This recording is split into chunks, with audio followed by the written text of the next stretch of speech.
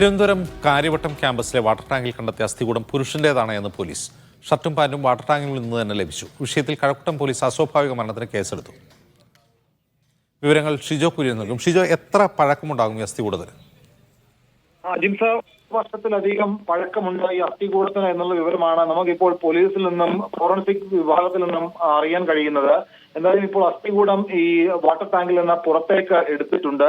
ഇനിയിപ്പോൾ ഈ അസ്ഥികൂടം ശാസ്ത്രീയ പരിശോധനയ്ക്ക് വിധേയമാക്കിയാലേ ഇത് പുരുഷന്റെ മൃതദേഹം തന്നെയാണോ എന്ന് സ്ഥിരീകരിക്കാൻ കഴിയുകയുള്ളൂ. പക്ഷേ ഇപ്പോഴത്തെ ഒരു അനുമാനം വെച്ച് ഇത് പുരുഷന്റെ മൃതദേഹമാണ് എന്ന് തന്നെയുള്ള വിവരമാണ് പോലീസും ഫോറൻസിക്കും ഫയർഫോഴ്സും പങ്കുവെക്കുന്നത്. ഈ വാട്ടർ ടാങ്കിൽ നിന്ന് ഷർട്ട്, പാന്റ്, കണ്ണട, തൊപ്പി, ബാഗ് തൈ അടക്കമുള്ള സാധനങ്ങൾ ഈ വാട്ടർ ടാങ്കിൽ നിന്ന് കണ്ടെത്തിയിട്ടുണ്ട്. ഇതിന്റെയൊക്കെ അടിസ്ഥാനത്തിൽ ഈ അസ്ഥികൂടം പുരുഷന്റേതാണ് എന്നുള്ളൊരു പ്രാഥമിക നിഗമനമാണ് പോലീസ് പങ്കുവെക്കുന്നത്.